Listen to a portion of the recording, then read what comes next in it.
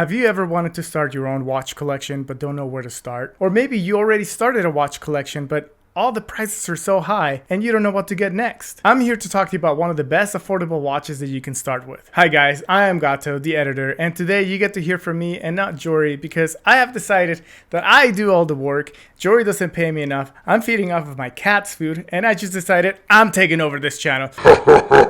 No, I'm just kidding. I'm only doing this episode because you all voted that I should do an episode and then Jory would go ahead and edit it. So here it is. It is 7:28 p.m. Let's get down to business.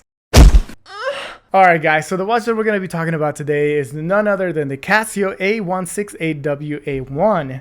This is the silver edition of the Casio F91W1. This is the watch that you used to wear when you were a kid. It was very popular in the 90s and it seems like it's making a comeback right now.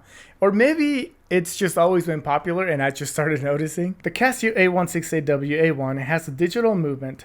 The case size is 38.6 millimeters by 36.3 millimeters, and it has a 9.6 millimeter thickness. It has a stainless steel case back, strap, and buckle. This stainless steel is also scratch resistant, although it does get some micro scratches here and there, but we'll talk about that a little bit later. You want to be popular like Seiko? This is my cat Palooza, that means furball, or fluff. She is 14 years old. And she's a pain in my butt. This is also water resistant, although it doesn't quite say how much, so I'm gonna assume that it's pretty safe if I want to take a shower with it, or maybe go swimming with it and it'll be totally fine. It also has a self-adjusting band, which is really cool because all you need is a little prop, like a little screwdriver or something, and you can adjust it to fit almost any size of wrist, which is probably why it fits, you know, small people and big people. Can I say that? One of the things I really like about this watch is the simple design. It's got all the information that you need for a quick glance. You get the day, you get the date, you get the time, obviously, and it only has 3 buttons.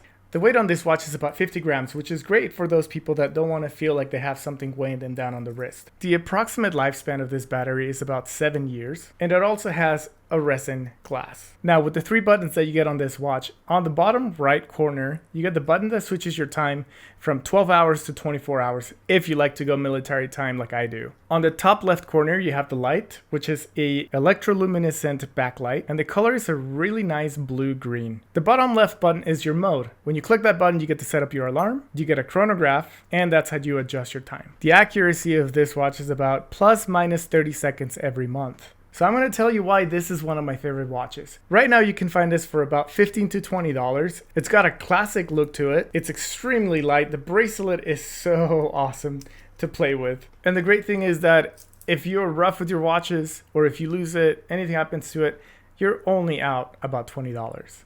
Now, a couple of the things that I actually don't like about this watch. So one, the stainless steel. It says that it's got a scratch resistant, but to be honest, you do get a lot of little micro scratches all over the bracelet. And maybe at first glance, you might not notice it, but I see this every watch. It's my watch.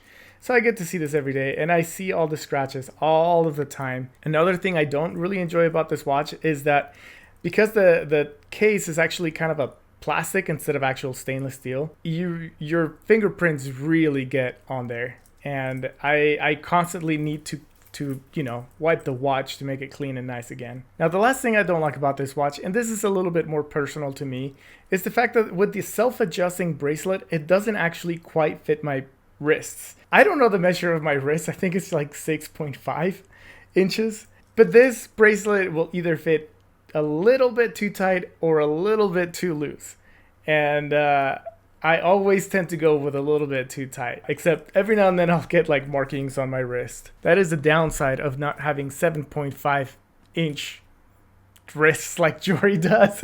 Now, the things that I do like about this watch, besides the price and besides that you just get all the information that you need at just a quick glance of the wrist, is the electroluminescence, the lume on this watch. It's nice and bright, but not bright enough that you would disrupt anybody in a dark room. Like at the movie theater, if you really need to just take a quick glance at the time, you can just click that real quick and you're good. You're not bothering anybody, but it's still nice and bright enough for you. Really, what I like about this watch is just the ease of access that you have to all the options on it. So if I want to go into the chronograph, it's just 2 clicks away and bam, I'm there. And I do that. I actually use this a lot to time my workouts because I usually go to 30 seconds or a minute, and that's how I measure my time when I do workouts that are 30 seconds to a minute or longer if needed to be. Now, one of the things that I really don't care too much for is the alarm.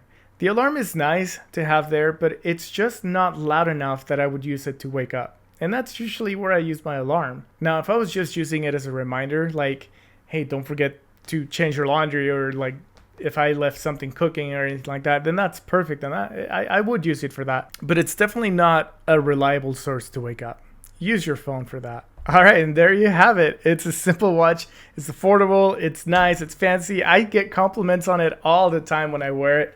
I get compliments from young people saying, yo, dude, that's such a cool watch. And that makes me feel really cool. It also makes me feel really old. And then I also get compliments from older people saying like, hey, I used to wear that watch when I was younger. And then it also makes me feel old. Really, I just feel old. I wake up every morning and my back hurts, so... Also today, for those that are curious, I am wearing a Timex watch. Serial number TW2R64200. This is the watch that I actually wore at my wedding. Me, my best man, and all the groomsmen were wearing the same watch. This is also a really nice watch with a date complication, and it's got a lot of sentimental value for me. Also, I really love that blue dial. Okay guys, well thank you so much for watching my episode. If you made it this far, thank you so much. I'm not really used to making videos about watches. I'm used to editing them. So if you stayed here, thank you so much. I really hope you enjoyed it. I also want to give a big thanks to Jory for actually letting me to do the episode, even though it was you guys that wanted it. He's the one that offered it up. He seemed really excited for me to do it, and I was excited to do it. So don't forget to hit that subscribe button. Don't forget to like, comment, tell me what I did right, tell me what I did wrong, and maybe I'll do another episode in the future. You guys let me know. And again, I want to say thanks to all of you guys. I do see your comments in all of the videos, and when you guys give me tips about editing or what you would like to see or what you don't like to see, I do pay attention to those things. So thank you again to everybody that comments on my editing. It makes my day. Even the bad comments, all the critiques and stuff like that. I do appreciate all the information, good or bad. It's good. So thanks again, and I'll see you guys on the other side.